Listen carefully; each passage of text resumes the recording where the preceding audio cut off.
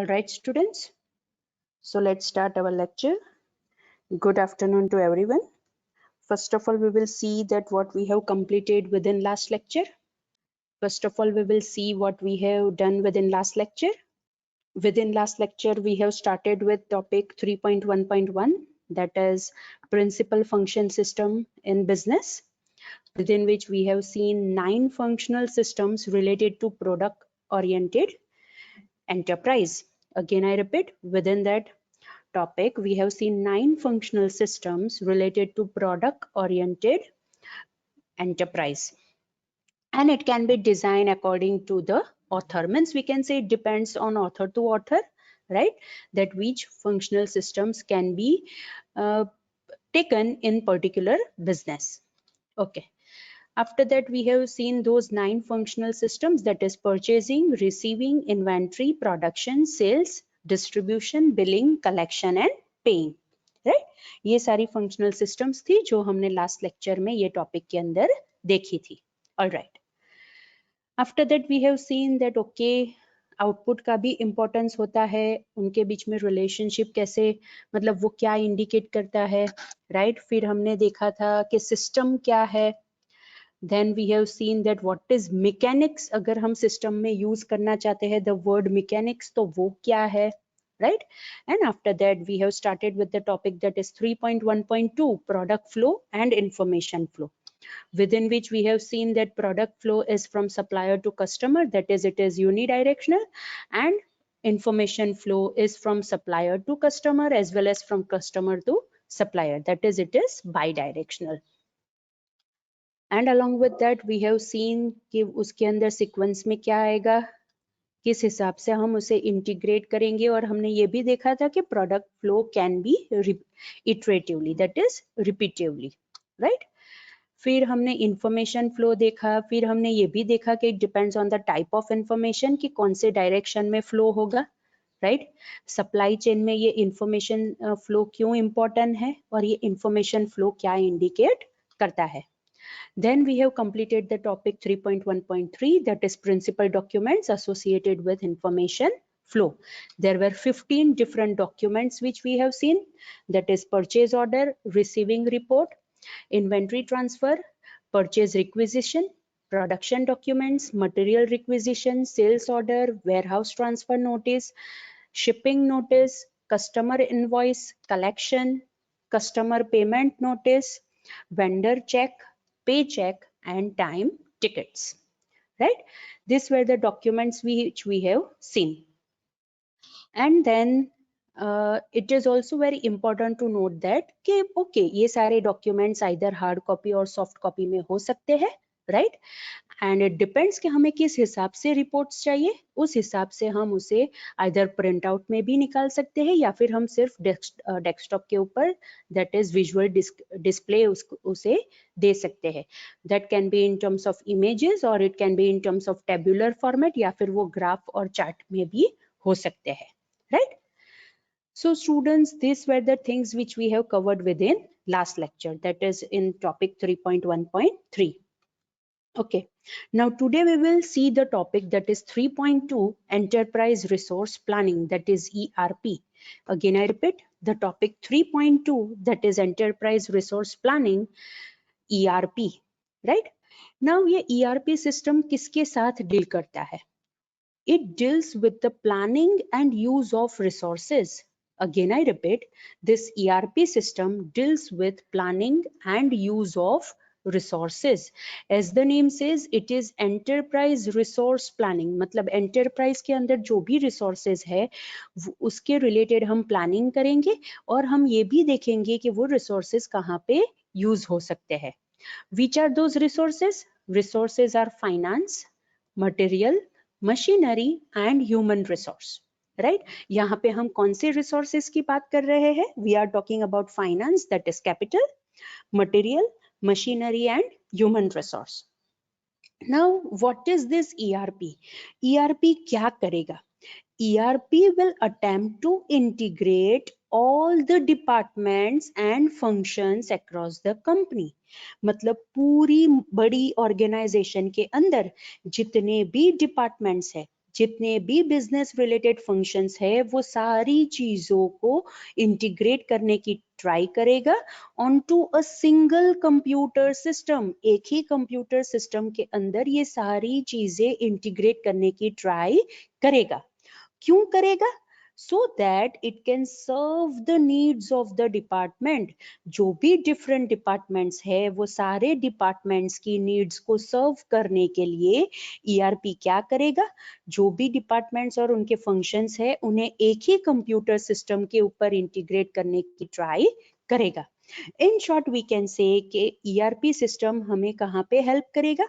जितने भी डिपार्टमेंट्स है, जितने भी फंक्शंस है, उन्हें एक जगह के ऊपर इंटीग्रेट करके स्टोर करने के लिए हम ईआरपी सिस्टम का यूज करेंगे, ताकि आगे जाके जो भी डिपार्टमेंट्स की नीड्स हो वो एक ही कंप्यूटर सिस्टम का यूज करके हम उन्हें सर्व कर सके।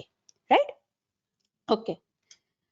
For example we can take a single software program कि जो फाइनेंस डिपार्टमेंट की नीड्स भी सर्व कर सकता है, ह्यूमन रिसोर्स डिपार्टमेंट की नीड्स भी सर्व कर सकता है, और इन्वेंट्री डिपार्टमेंट की नीड्स हो उन्हें भी वो सर्व कर सकता है विथ सिंगल सॉफ्टवेयर प्रोग्राम। यहाँ पे ये single software programme is a very important term, because ERP system, that is ERP will be the computerized system के एक ही सिस्टम होगी कि जो पूरी ऑर्गेनाइजेशन के जितने भी डिपार्टमेंट्स है, जितने भी फंक्शंस है, उन्हें सर्व करेगी। Right? So we can say कि ये सारे डिपार्टमेंट्स ऑब्वियसली उनके खुद के पास खुद के कंप्यूटर सिस्टम्स है, राइट? कि जो खुद के डिपार्टमेंट का वर्क करने के लिए ऑप्टिमाइज मैनर में बनाए गए हैं।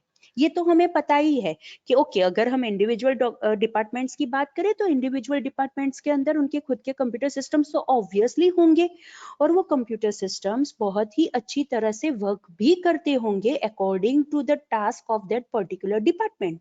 लेकिन ये ईआरपी क्या करेगा?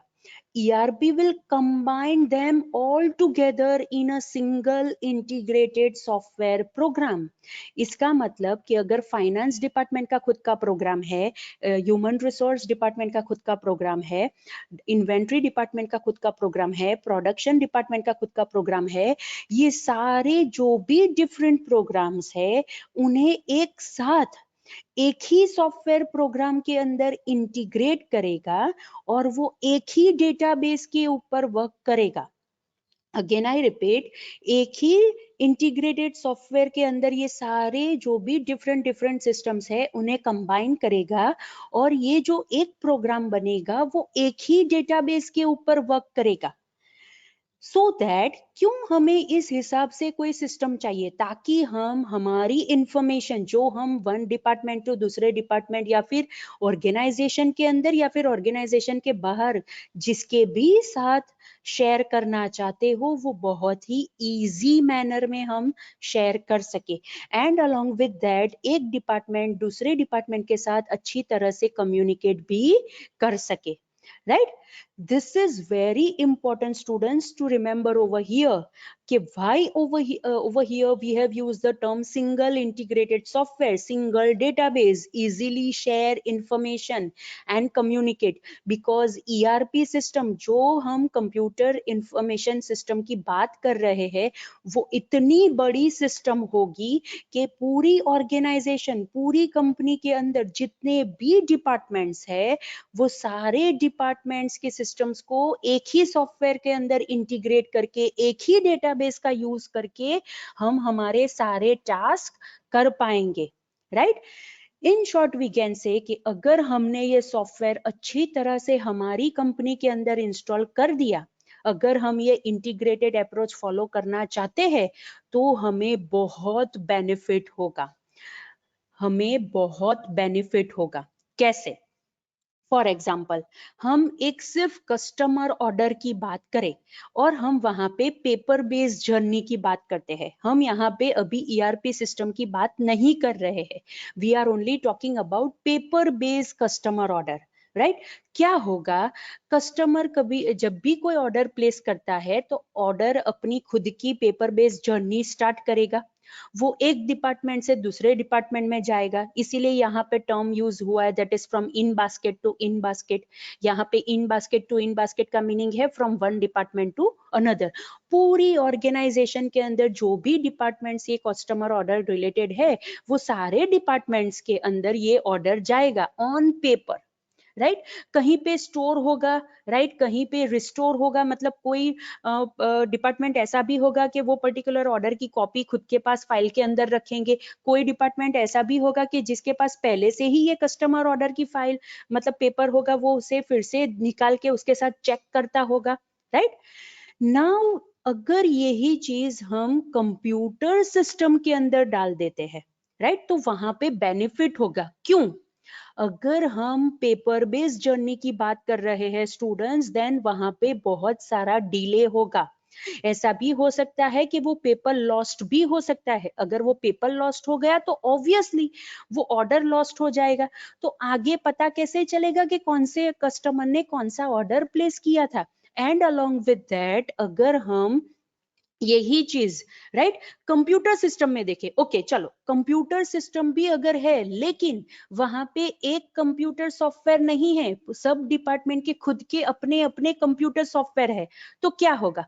फॉर एग्जाम्पल कस्टमर ने ऑर्डर प्लेस किया, वो पहले ऑन पेपर पे वो ऑर्डर बना, वो पेपर उनके वो पर्टिकुलर डिपार्टमेंट के कंप्यूटर सिस्टम में गए वो ऑर्डर, राइट। अब क्या होगा?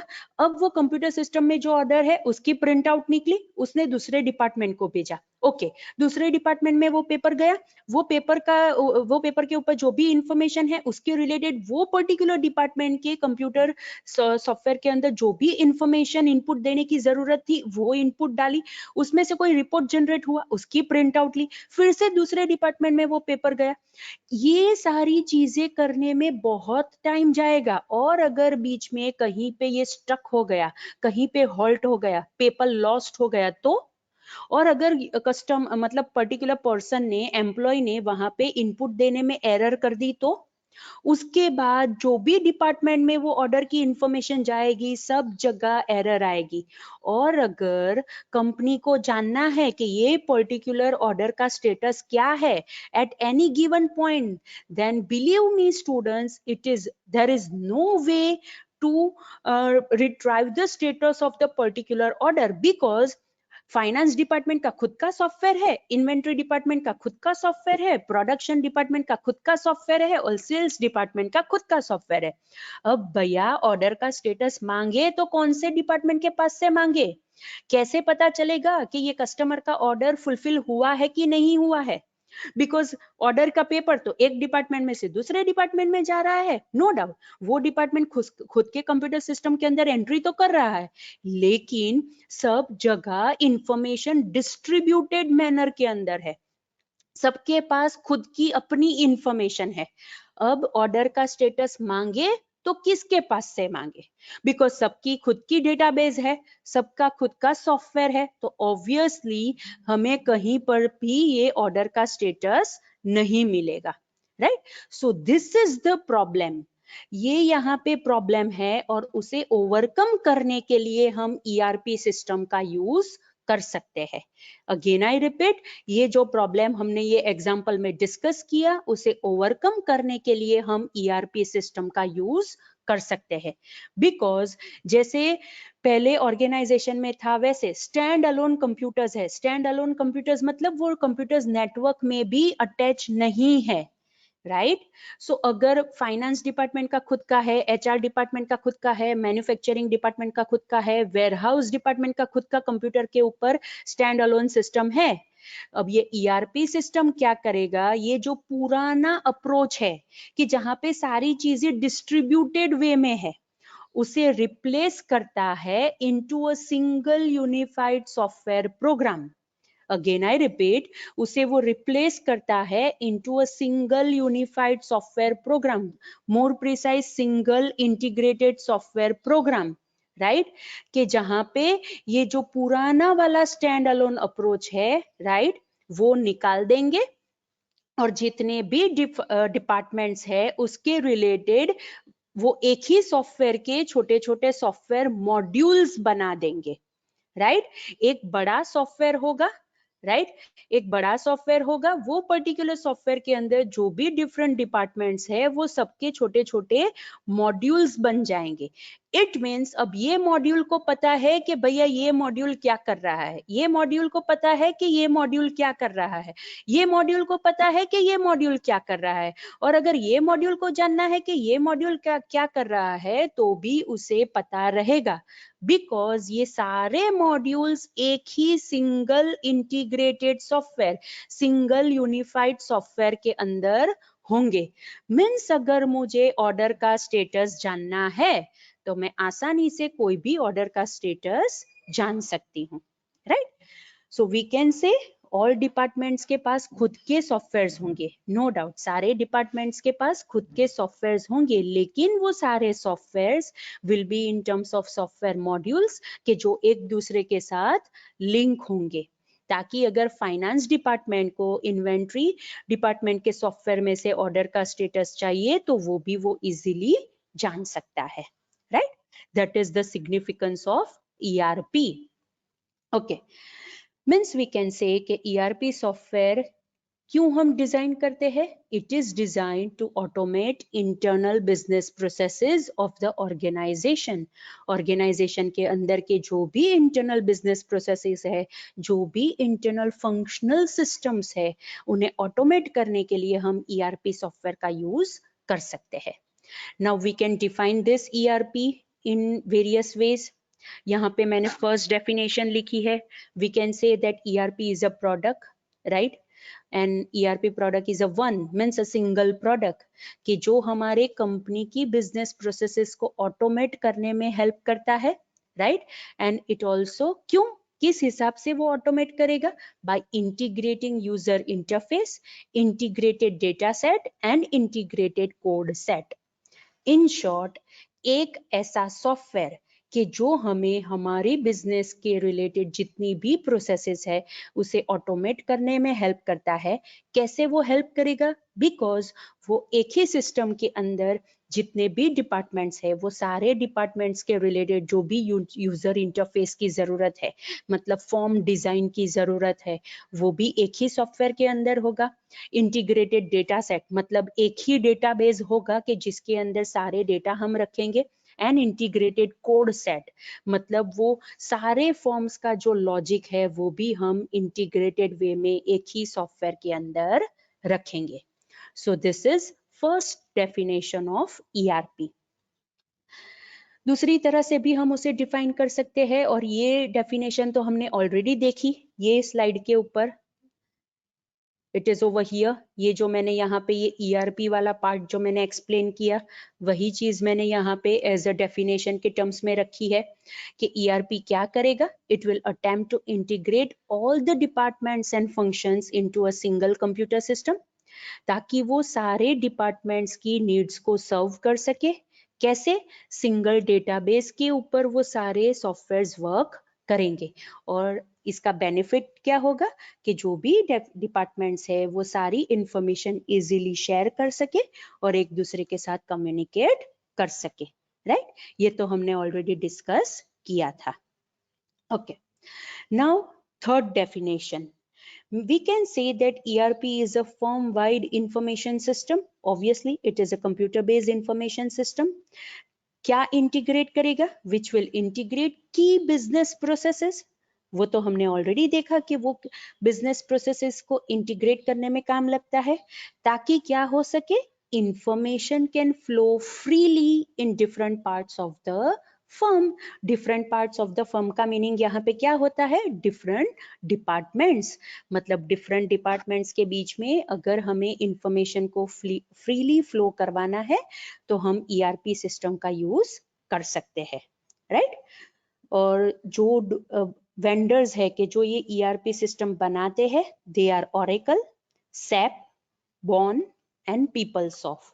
These are the name of the companies, or more precise we can say they are the leading vendors of ERP system के जो ये ERP system हमें बना के देते हैं, right? So students, I think that this second definition will be good enough for you. right? Okay.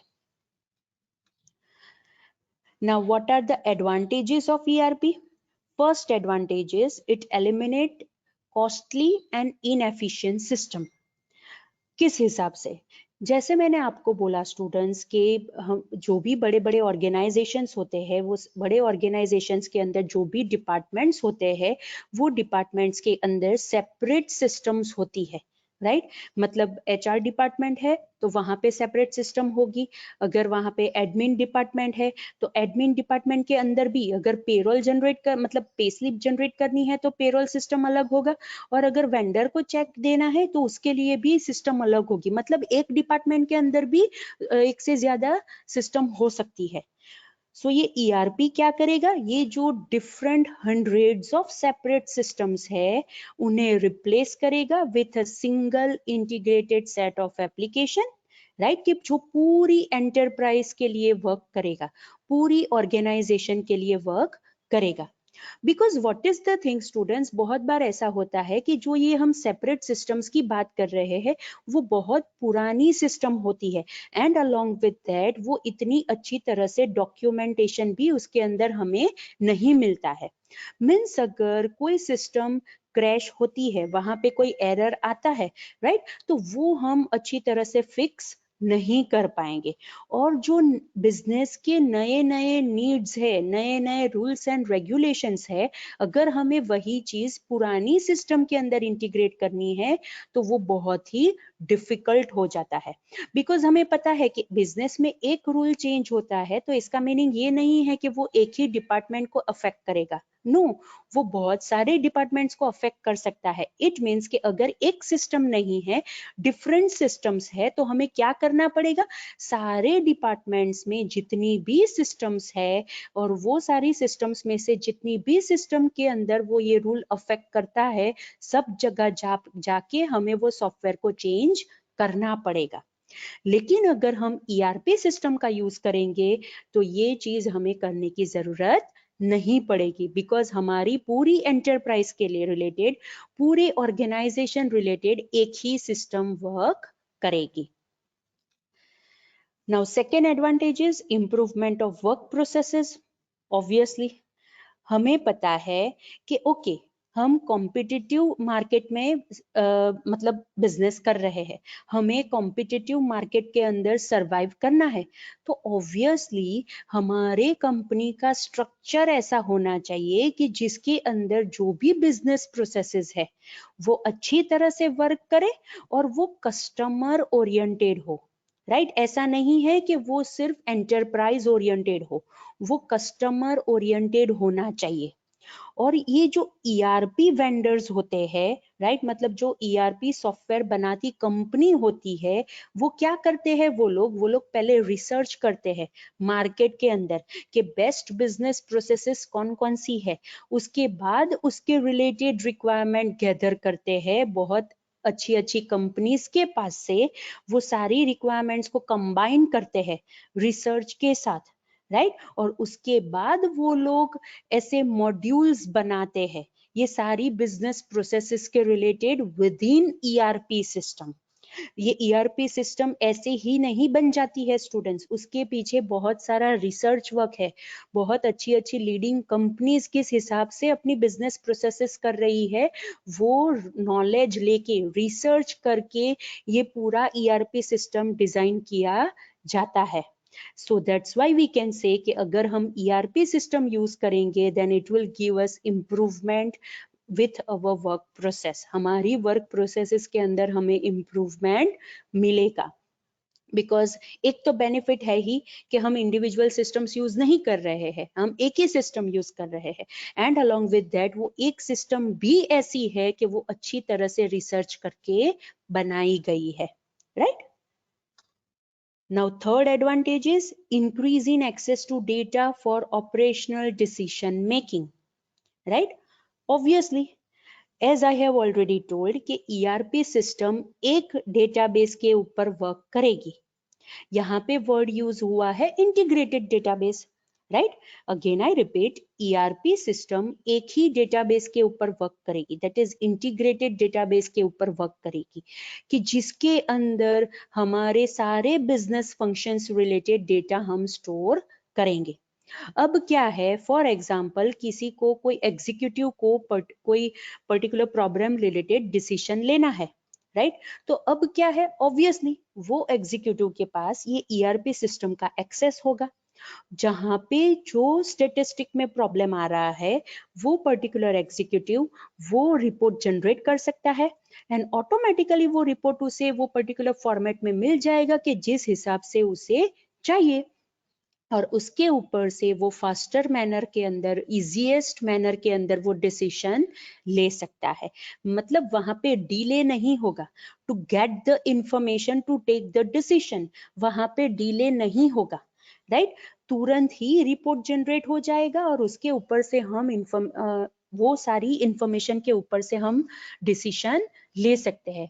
और ये क्यों पॉसिबल हुआ, बिकॉज ईआरपी सिस्टम के अंदर एक इंटीग्रेटेड डेटाबेस है कि जो सारे डिपार्टमेंट्स रिलेटेड जो भी डेटा है वो वहां पे स्टोर करता है in an organised manner.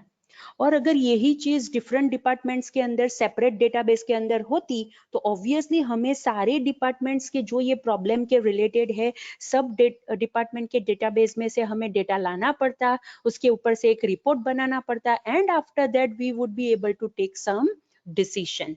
But यहाँ पे बहुत ही अच्छी तरह से कोऑर्डिनेशन हो रहा है, बिकॉज यहाँ पे हम एक ही डेटाबेस में से डेटा जनरेट कर सकते हैं, इंफॉर्मेशन जनरेट कर सकते हैं, मोर प्रिसाइज रिपोर्ट जनरेट कर सकते हैं, ताकि हम डिसीजन ले सके, right.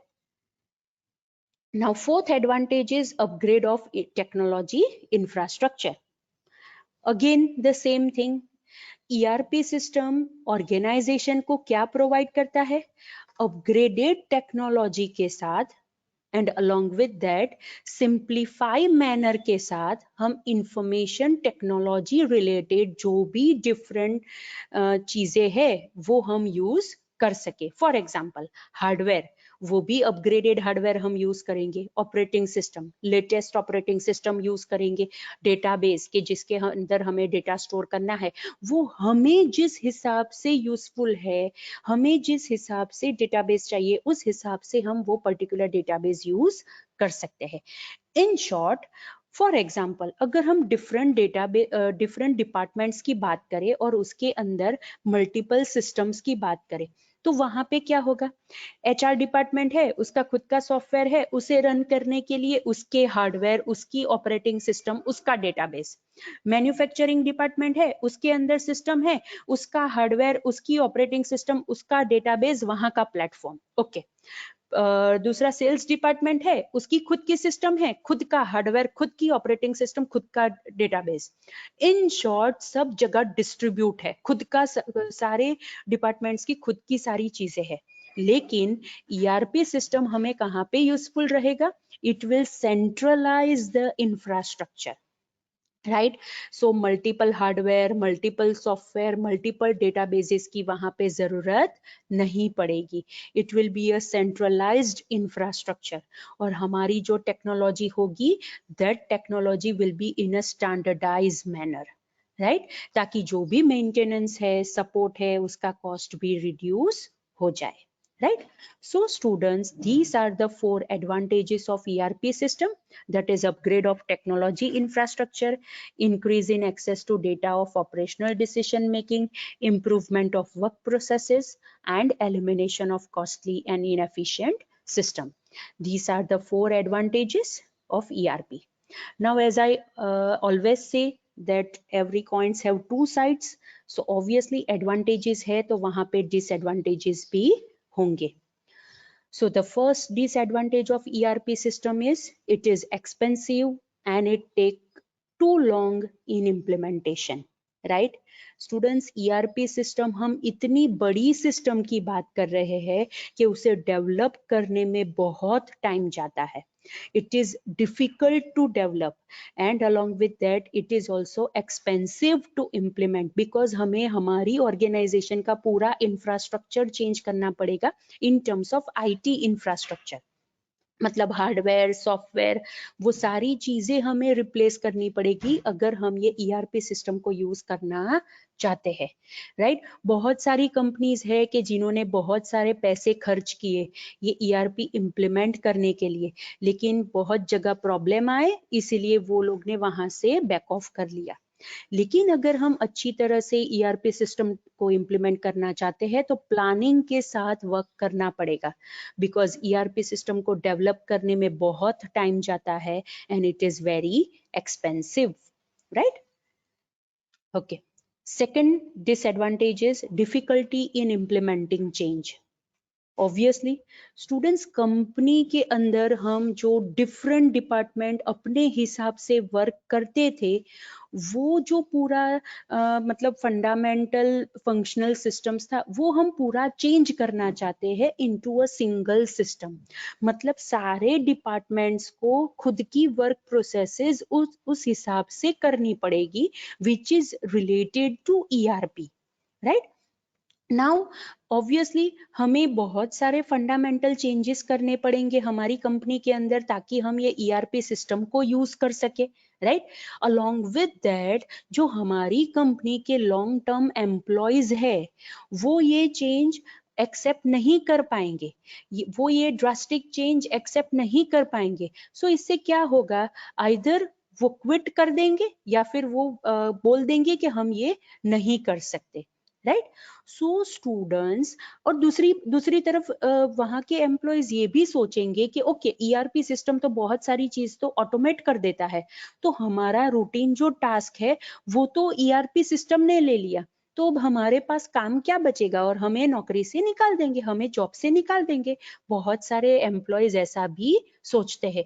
That's why they become reluctant to use ERP system, they resist ERP system कि हम ये यूज नहीं करना चाहते। एंड अलोंग विद दैट ऐसा भी हो सकता है कि जो भी एम्प्लॉयज के पास स्किल नहीं है, उन्हें कंप्यूटर का नॉलेज नहीं है, कंप्यूटर का नॉलेज है फिर भी उनके पास इतनी स्किल नहीं है कि वो ईआरपी सिस्टम को यूज कर सके, तो हमें उन्हें ट्रेन भी करना पड़ेगा, राइट। सो स्टूडेंट्स, ये ईआरपी सिस्टम को इम्प्लीमेंट करना वी कैन से ये खाने का खेल नहीं है, राइट। बहुत सारे चेंजेस आएंगे, बहुत सारी डिफिकल्टीज का सामना करना पड़ेगा। Now, third disadvantage is difficulty in integrating with other systems. जैसे मैंने आपको पहले भी बताया स्टूडेंट्स के बहुत सारी सब सिस्टम्स होती है, बहुत सारी दूसरी छोटी छोटी सिस्टम्स होती है। फॉर एग्जांपल फाइनेंशियल एनालिसिस का प्रोग्राम है, इंटरनेट ऑपरेशन का प्रोग्राम है, many other different kinds of applications होती है स्टूडेंट्स हमारे कंपनी के अंदर, कि वो सारी चीज हम ईआरपी के अंदर इंटीग्रेट नहीं करेंगे, because ERP means enterprise resource planning. हम रिसोर्सेस का प्लानिंग और उसे अच्छी तरह से यूज कर सके उसके लिए हम सिस्टम बना रहे हैं, राइट। लेकिन उसके अलावा भी स्टूडेंट्स बहुत सारी दूसरी छोटी छोटी सिस्टम्स होती है, छोटी छोटी एप्लीकेशंस होती है हमारी ऑर्गेनाइजेशन के अंदर कि जो हमें ये ईआरपी सिस्टम के साथ इंटीग्रेट करने की जरूरत पड़ेगी। लेकिन ऐसा हो सकता है कि हमारी ईआरपी सिस्टम एक हार्डवेयर एक प्लेटफॉर्म का यूज करती है और ये जो दूसरी छोटी छोटी सिस्टम्स की हम बात कर रहे हैं वो दूसरी कोई कॉन्फ़िगरेशन का यूज करती है, then obviously it will create problem in integrating both the systems, right. So this is the difficulty कि अगर हम ईआरपी सिस्टम इंप्लीमेंट भी करना चाहते हैं फिर भी जो दूसरी सारी सिस्टम्स है हमारी ऑर्गेनाइजेशन की उसके साथ इंटीग्रेट होने में डिफिकल्टी हो सकती है, right. And the last disadvantage is risk in using one vendor, because मैंने अभी कहा कि ईआरपी सिस्टम मतलब बहुत बड़ी सिस्टम, और ऑब्वियसली अगर हम एक सिस्टम बनाना चाहते हैं तो हमें सिर्फ एक वेंडर को कहना पड़ेगा, राइट। एक वेंडर के साथ डील करना पड़ेगा। So the thing is that it is a very high cost in switching to another vendor. Obviously वो बहुत ही costly है, right? And it is very difficult, right? ERP system makes it extremely difficult to do so because students हम ऐसा नहीं है कि okay ERP system का एक मॉड्यूल मैंने ABC वेंडर के पास डेवलप करवाया, XYZ मॉड्यूल मैंने दूसरे वेंडर के पास डेवलप करवाया, नहीं, ऐसा नहीं हो सकता है। हमें पूरा सॉफ्टवेयर एक ही कंपनी को ऑर्डर देना पड़ेगा, राइट हमें पूरा software as a one product चाहिए, एज अ सिंगल प्रोडक्ट चाहिए, तो हमें वहां पे वो एक ही कंपनी को ऑर्डर देना पड़ेगा, एक ही वेंडर को ऑर्डर देना पड़ेगा। इट मीन्स कि हम ऐसा कह सकते हैं that we are choosing a long term business partner. Again I repeat students, यहाँ पे हम जो वेंडर की बात कर रहे हैं, it means we are choosing a long term business partner, because आगे जाके वो ईआरपी सिस्टम में बहुत सारे चेंजेस भी आ सकते हैं। तो ऐसा नहीं है कि एक बार ये सॉफ्टवेयर डेवलप हो गया तो ठीक है चलो यहाँ से बात खत्म, नहीं, आगे जाके भी वो ईआरपी सिस्टम में बहुत सारे चेंजेस आ सकते हैं, तो वहां पे भी हमें सेम वेंडर की जरूरत पड़ेगी, right? So the fourth disadvantage is risk in using one vendor, right? So students, these were the 4 disadvantages of ERP system, that is expense and time in implementation, difficulty in implementing change, difficulty in integrating with other systems, and the fourth is risk in using one vendor. These are the disadvantages of ERP system. Okay. Now student, we will discuss one example of ERP system, that is SAP R3. वो ERP system का name है SAP R3, right? We will discuss the example of ERP system, that is SAP R3. R3 is the released version number, right? Okay. It is said that SAP R3 is the best known ERP system in the market. Right obviously वो क्या combine करती है, business के functions combine करती है into one application and one database. वो तो ERP system है, तो ऑब्वियसली जो ईआरपी सिस्टम की कैरेक्टरिस्टिक है वो कैरेक्टरिस्टिक हमें SAP R3 में भी मिलेगी, राइट? बट हम अगर R2 वर्जन की बात करें तो वो main frame database like DB2 के ऊपर इंप्लीमेंट हुआ था इन 1980। अगेन आई रिपीट, 1980 में जो SAP R2 वर्जन था वो main frame database that is like DB2। DB2 is the name of the database. जैसे माइक्रोसॉफ्ट एक्सेस है, ओरेकल है, वैसे ही DB2 नाम का एक डेटाबेस सॉफ्टवेयर है, राइट? उसके ऊपर वो इंप्लीमेंट हुआ था। और ये किस हिसाब से डिजाइन किया था? It was a new architecture, right? कैसे? वहां पे क्लाइंट सर्वर था, राइट, कि जिसके अंदर खुद का डेटा स्टोरेज था ऑन अ डेटाबेस सर्वर, कि जहां पे रिलेशनल डेटाबेसेस रन होती थी। अगेन आई रिपीट, ये SAP इस हिसाब से डिजाइन हुआ था कि जहां पे पूरा नया आर्किटेक्चर ही वो लोग ने बना दिया था by using multi tier system. Multi tier system मतलब क्लाइंट सर्वर तो है ही, लेकिन उसके साथ साथ data storage related database server भी अलग से था, राइट? ओके। ये SAP R3 मतलब SAP सिस्टम का कोड ABAP4 लैंग्वेज के अंदर लिखा गया था। अगेन आई रिपीट, इसका कोड ABAP4 लैंग्वेज के अंदर लिखा गया था, and the full form of that language is advance business application programming language, कि which runs on application server. Application server के ऊपर जो कोड रन होता था वो कोड ये लैंग्वेज के अंदर लिखा गया था, राइट? नाउ ये SAP का मतलब वो क्या चाहता था, ये क्यों बनाया गया था, SAP क्यों डिजाइन हुआ था? बिकॉज वो ऐसा चाहते थे कि वहां पे वेंडर इंडिपेंडेंस बने। SAP वेंडर इंडिपेंडेंस बने। वेंडर इंडिपेंडेंस मतलब हमें कोई पर्टिकुलर कंपनी के ऊपर डिपेंडेंट ना रहना पड़े to maintain that particular software. अगर हम एक कंपनी के पास से, एक वेंडर के पास से हमने ERP मतलब ये SAP परचेज किया है, राइट, तो कोई वी कैन सी कि दूसरा वेंडर भी उसे मॉडिफाई कर सकता है, and along with that it can runs on multiple platforms. Again I repeat, it can runs on multiple platforms. For example, अगर हम एप्लीकेशन सर्वर सॉफ्टवेयर की बात करें तो वहां पे बहुत सारे प्लेटफॉर्म्स अवेलेबल है। यूनिक्स है, VMS है, माइक्रोसॉफ्ट विंडोज NT है, बहुत सारी ऐसी ऑपरेटिंग सिस्टम्स है कि जो हम एप्लीकेशन सर्वर सॉफ्टवेयर के हिसाब से उसे सिलेक्ट कर सके। एंड अलोंग विद दैट वो बहुत ही वैरायटी ऑफ रिलेशनल डेटाबेसेस भी सपोर्ट करता था।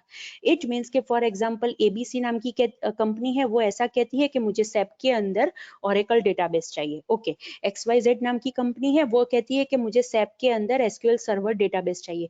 इट मीन्स के सैप इस हिसाब से बनाया गया था कि वो कोई भी रिलेशनल डेटाबेसेस के साथ वर्क कर सकता है, right? Okay, so this is the architecture of SAP कि वो किस हिसाब से बनाया गया था। जैसे मैंने कहा multi tier, 1 tier, 2nd tier, 3rd tier, 3 tier के अंदर ये डिवाइड हुआ था। These are the client computers के जिसका यूज करके हम रिक्वेस्ट करेंगे। These are the application servers के जो क्लाइंट की रिक्वेस्ट सर्व करेंगे। और अगर डेटा को प्रोसेस करने की जरूरत है, दैट इज डेटा को इंसर्ट, अपडेट, डिलीट, डिस्प्ले करने की जरूरत है, then this is a database server के जिसका यूज करके ये एप्लीकेशन सर्वर डेटा को फैच करेंगे और फैच करने के बाद क्लाइंट कंप्यूटर को वो प्रोवाइड करेंगे। In short, this SAP R3 is a 3-tier architecture कि जहां पे डेटाबेस सर्वर का एक टीयर है, एप्लीकेशन सर्वर का एक टीयर है एंड यूजर पीसीस का 3rd टीयर है, राइट? अब ये यूजर पीसी क्या करेंगे? अपनी रिक्वेस्ट किसे देंगे? एप्लीकेशन सर्वर को रिक्वेस्ट देंगे। एप्लीकेशन सर्वर क्या देखेगा कि ओके ये यूजर रिक्वेस्ट के अंदर डेटा की जरूरत है, तो वो किसे कांटेक्ट करेगा? डेटाबेस सर्वर को कांटेक्ट करेगा। डेटाबेस सर्वर के पास से वो डेटा लेगा एप्लीकेशन सर्वर, और एप्लीकेशन सर्वर उसे अच्छी तरह से फॉर्मेट करके किसे देगा? यूजर के कंप्यूटर को वो दे देगा, राइट? लाइक दिस वे ये पूरा SAP R3 आर्किटेक्चर वर्क करता है। So this SAP R3 is a 3-tier architecture, that is database server, application server and user computer, right? अब ये जो SAP R3 है उसके डिफरेंट कंपोनेंट्स है। जैसे हमने यहाँ पे देखा कि कंप्यूटर है, user that is client computer है, एप्लीकेशन सर्वर है, डेटाबेस सर्वर है, राइट? इसी हिसाब से SAP R3 के डिफरेंट कंपोनेंट्स है, right? First component is client. Client का मीनिंग क्या है? ये जो नीचे जो क्लाइंट के कंप्यूटर्स है, राइट, उसकी हम बात कर रहे हैं, right? Client means users computer, right? Now what is the significance of this SAP R3 system? Students, SAP R3 system can support hundreds and thousands of clients. एक साथ साइमल्टेनियसली वो hundreds and thousands of client computer support कर सकते हैं। And obviously client computer के पास खुद की रैम होगी, खुद का माइक्रो प्रोसेसर चिप होगा, वो खुद का होगा because it is also a computer. लेकिन ऐसे computers in terms of hundred thousands computer ये SAP सिस्टम के साथ, दैट इज R3 सिस्टम के साथ कनेक्ट हो सकते हैं। यूजर कंप्यूटर क्या करेगा? दैट इज ये जो क्लाइंट कंप्यूटर्स की हम बात कर रहे हैं उसका यूज करके जो यूजर होंगे वो रिक्वेस्ट सेंड करेंगे। अगेन आई रिपीट, ये क्लाइंट कंप्यूटर का यूज करके यूजर क्या करेंगे? अपनी रिक्वेस्ट सेंड करेंगे। किसे रिक्वेस्ट सेंड करेंगे? एप्लीकेशन सर्वर को वो रिक्वेस्ट सेंड करेंगे। That's why it is specified over here that users of client request services from application server. Means user ने रिक्वेस्ट किसे सेंड कर दी? एप्लीकेशन सर्वर को वो रिक्वेस्ट सेंड कर दी। अब एप्लीकेशन सर्वर का टास्क है कि जो भी रिक्वेस्ट क्लाइंट ने सेंड की है उसे सर्व करना। It means application servers will be the mainframe computers कि जो एक साथ साइमल्टेनियसली बहुत सारी रिक्वेस्ट को सर्व कर सकते हैं, राइट? अगेन आई रिपीट, जो बहुत सारी एक साथ रिक्वेस्ट को सर्व कर सकते हैं। अब ये रिक्वेस्ट कैसी हो सकती है?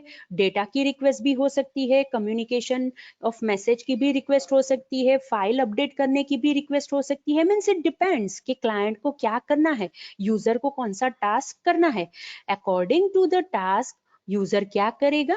रिक्वेस्ट एप्लीकेशन सर्वर को देगा। अब एप्लीकेशन सर्वर की जॉब है कि जिस हिसाब से उसे रिक्वेस्ट मिली है उस हिसाब से वो रिक्वेस्ट को सर्व करना है। फॉर एग्जाम्पल, अगर यूजर डेटा की रिक्वेस्ट करता है तो एप्लीकेशन सर्वर डेटाबेस के साथ कम्युनिकेट करके वो डेटा फैच करके यूजर को देगा। अगर कोई फाइल अपडेट करने की जरूरत है तो एप्लीकेशन सर्वर वो फाइल ओपन करेगा, उसके अंदर अपडेट करेगा और उसके बाद वो मैसेज देगा कि ओके फाइल अपडेट हो चुकी है। इन शॉर्ट, क्लाइंट जो भी रिक्वेस्ट सेंड करता है, those request travel along the network. मतलब नेटवर्क के अंदर वो रिक्वेस्ट ट्रैवल होती है और एप्लीकेशन सर्वर तक पहुंचती है। Now students, as I have told कि एप्लीकेशन सर्वर के ऊपर तो एक साथ बहुत सारी ऐसी यूजर की रिक्वेस्ट जाएगी, because application server can be connected with hundreds and thousands of user, right. तो अब ये यहाँ पे ये सारी चीजें कैसे मैनेज होगी? तो एप्लीकेशन सर्वर के ऊपर एक डिस्पैचर प्रोग्राम नाम का प्रोग्राम रन हो रहा होगा। अब ये डिस्पैचर प्रोग्राम क्या करेगा? जितनी भी यूजर की रिक्वेस्ट आती है उसे क्यू में मैनेज करेगा। अगेन आई रिपीट, जितनी भी यूजर की रिक्वेस्ट आती है उसे क्यू में मैनेज करने का काम कौन करेगा? डिस्पैचर प्रोग्राम करेगा। और ये डिस्पैचर प्रोग्राम कहाँ पे होगा? एप्लीकेशन सर्वर के ऊपर होगा। Means in terms of first comes first serve basis, user की रिक्वेस्ट क्यू में से ली जाएगी और एप्लीकेशन सर्वर उसे सर्व करेगा। But over here, application servers can be grouped by system administrator in various classes. जैसे हमने यहाँ पे डायग्राम में देखा कि एक से ज्यादा एप्लीकेशन सर्वर्स हो सकते हैं। Likewise, हम एप्लीकेशन सर्वर का ग्रुपिंग भी कर सकते हैं इन डिफरेंट क्लासेस। और वो क्लासेस किस हिसाब से डिवाइड कर सकते हैं? On the basis of module. हम ऐसा कह सकते हैं कि 10 एप्लीकेशन सर्वर है, उसमें से 2 एप्लीकेशन सर्वर फाइनेंशियल मॉड्यूल को रन करेंगे, 5 एप्लीकेशन सर्वर सेल्स मॉड्यूल को रन करेंगे, 2 another application server may be running distribution module. इस हिसाब से हम एप्लीकेशन सर्वर्स का ग्रुपिंग कर सकते हैं इन डिफरेंट क्लासेस। और ये क्लासेस किसके ऊपर डिपेंड करेंगे? It can be dependent on different types of modules, right. So इस हिसाब से ये एप्लीकेशन सर्वर रन होंगे। और अगर डेटा की रिक्वेस्ट की जरूरत है तो उस हिसाब से एप्लीकेशन सर्वर डेटाबेस के साथ भी वो कम्युनिकेट कर सकते हैं। ओके, नाउ ये SAP के अंदर कैसा इंटरफेस होता है? It is business application programming interface. Again, I repeat, it is the third component, that is business application programming interface. हमने देखा ये जो प्रोग्राम के SAP के अंदर डेटाबेस होता है, एक डेटाबेस होता है कि जो ये सारी इंफॉर्मेशन मैनेज करता है। मींस ये जो बिजनेस एप्लीकेशन प्रोग्रामिंग इंटरफेस है, it is used to access SAP database from within the SAP और any other external program. Again I repeat, जैसे मैंने आपको पहले भी बताया था कि ERP सिस्टम सिर्फ ERP सिस्टम के खुद के अंदर मॉड्यूल्स होते हैं उसके साथ कम्युनिकेट नहीं करती है। ERP सिस्टम के बाहर के जो छोटे छोटे दूसरे सिस्टम्स है उसके साथ भी वो कम्युनिकेट करती है। And SAP is also the example of ERP system. So SAP खुद के अंदर जो मॉड्यूल्स है, खुद के अंदर जो फंक्शंस है, उसके रिलेटेड तो डेटाबेस को एक्सेस करने के लिए ये बिजनेस एप्लीकेशन प्रोग्रामिंग इंटरफेस का यूज करेगा ही। लेकिन अलोंग विद दैट SAP के बाहर के जो दूसरे प्लेटफॉर्म्स है, SAP के बाहर के जो दूसरे एप्लीकेशंस है, अगर उसके साथ भी अगर SAP के डेटाबेस को कम्युनिकेट करना है तो फंक्शन कॉल थ्रू ये पॉसिबल करेगा। और ये पॉसिबल किसकी वजह से हो रहा है? Because of business application programming interface. So in short, we can say that the main objective of business application programming interface is to achieve integration. वो integration करने में help करेगा।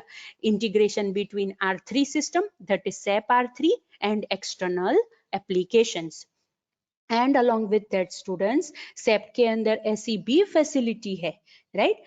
कि अगर सॉफ्टवेयर के अंदर चेंजेस आते हैं तो वो अच्छी तरह से वो चेंजेस कर सकते हैं। अगर ये इंटरफेस चेंज नहीं होता है तो then those changes can also be easily accommodated in SAP system, right?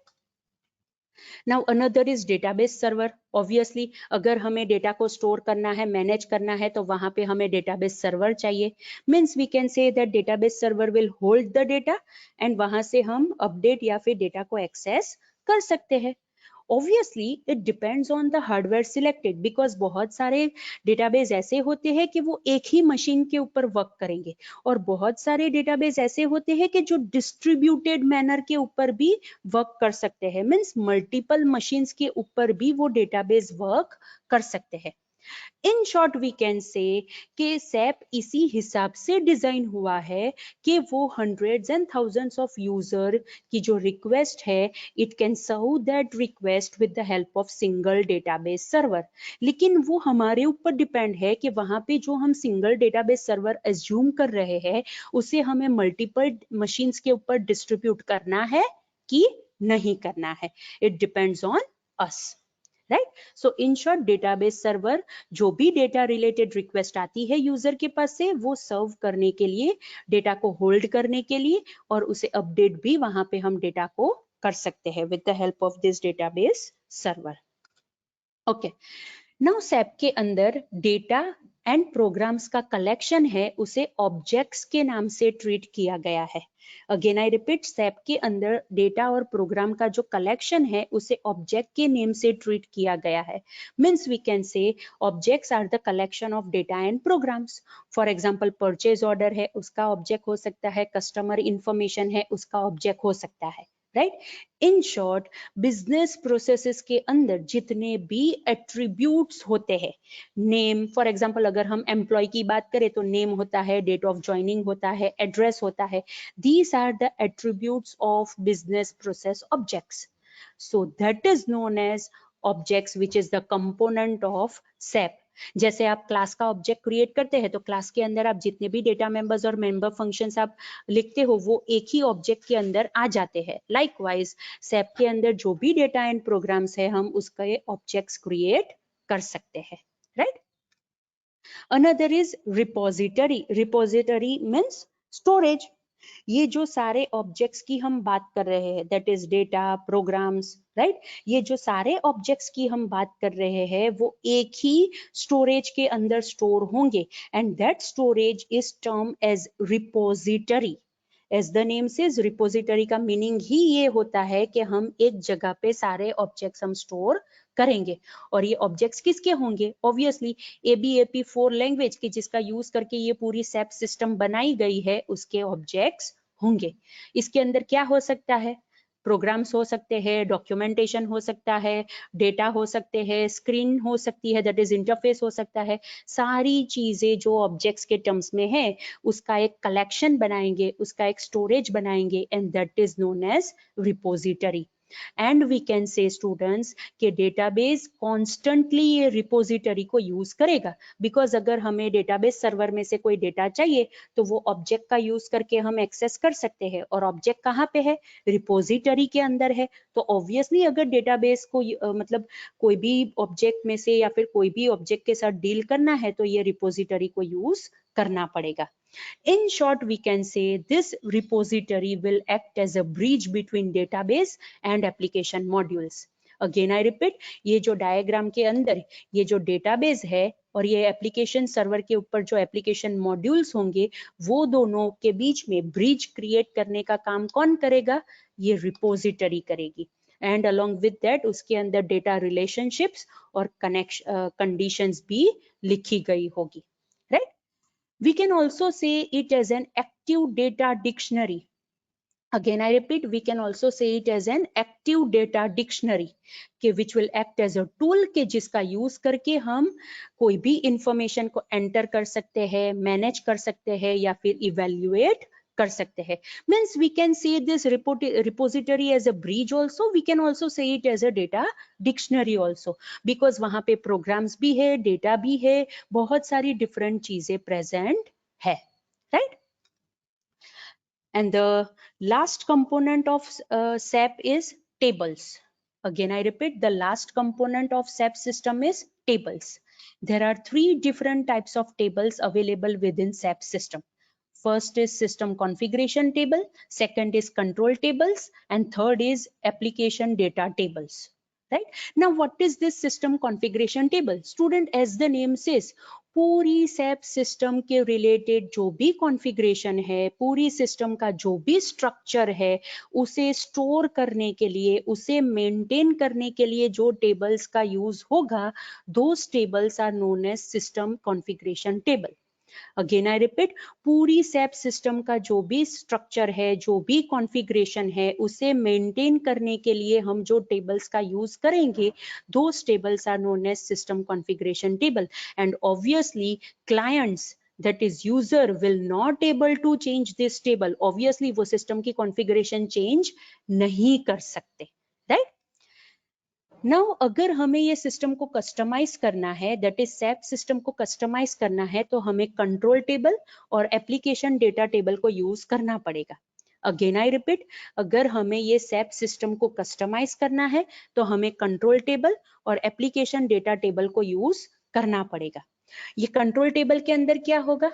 Obviously it defines the functions that guide the user in it activities. Users जो एक्टिविटीज करना चाहते हैं उसमें उन्हें गाइड करने के लिए जो फंक्शंस होंगे, those functions will be stored in control table. Again I repeat, जो भी फंक्शंस, जो भी प्रोसीजर्स के जो हम यूजर की एक्टिविटीज करने में उन्हें हेल्प करेंगे, राइट, वो सारी चीजें ये कंट्रोल टेबल के अंदर स्टोर होगी। And the last is application data table. This application data table can be of two types, that is transaction table and master table. Master table मतलब ऐसे टेबल कि हम एक बार वो टेबल का स्ट्रक्चर डिफाइन कर देंगे and obviously that master table will act as a parent table. For example customer की इंफॉर्मेशन का टेबल है, प्रोडक्ट की इंफॉर्मेशन का टेबल है, वेंडर की इंफॉर्मेशन का टेबल है, that kind of tables will be treated as a master table. And the second type of table is transaction table. Obviously transaction table मतलब ऐसे टेबल कि जो हमारे day to day operation store करने में काम लगेंगे। कस्टमर के ऑर्डर आते हैं तो वो भी वो ट्रांजैक्शन के टेबल्स के अंदर स्टोर होंगे। अगर हम वेंडर को ऑर्डर प्लेस करते हैं तो उसके रिलेटेड भी ट्रांजैक्शन टेबल्स होंगे, राइट। अगर कोई नई प्रोडक्ट प्रोड्यूस होती है, दैट इज मैन्युफैक्चर होती है, तो उसके रिलेटेड भी ट्रांजैक्शन टेबल होगा, राइट। इन शॉर्ट, हमारे डेली ऑपरेशंस को स्टोर करने के लिए हम जो टेबल का यूज करेंगे, those tables will be transaction tables, right. So students, these are the three different types of tables, that is system configuration table, control table and application data table of SAP system, right? And within SAP system there are different components, that is tables, repository, objects, database server, fourth. Fifth is business application programming interface. Sixth is application server, and seventh is client. So we can say there are 7 different components of SAP system, right? So students, within this topic 3.2, that is ERP, Enterprise Resource Planning, हमने what is ERP देखा, क्यों उसका significance क्या है वो देखा, advantages disadvantages देखा, और उसके बाद हमने एक example भी discuss किया, that is SAP system, और SAP system के अंदर हमने उसके components भी देखे, and along with that हमने ये भी देखा कि वो किस हिसाब से बनाया गया है, right? So students, these are the things which we have covered within our lecture. सो अगर ये टॉपिक के अंदर, दैट इज ERP, उसके अंदर आपको कोई डिफिकल्टी है, कोई डाउट है, तो आप मुझे पूछ लो। उसके बाद हम हमारा लेक्चर यहाँ पे एंड करेंगे।